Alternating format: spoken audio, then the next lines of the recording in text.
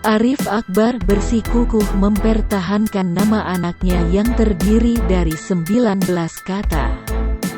Pria asal Tuban, Jawa Timur itu tidak mau menuruti saran dari Dinas Kependudukan dan Pencatatan Sipil, Disdukcapil, agar mengganti nama anaknya. Arif Akbar dan Suci Nur Aisyah memberi nama Rangga Madipa Sutrajiwa Kordosega Akre Askalam Mugal Ilhanat Akbar Saharapi Tarik Ziyad Syafuddin Kutus Hosala Suratalenta. Rangga adalah anak kedua mereka.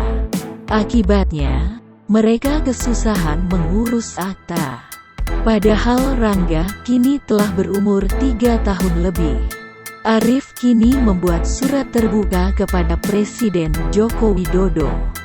Arif bersikukuh tidak mengganti nama bayi yang lahir pada tanggal 6 Januari tahun 2019 itu karena terselip doa.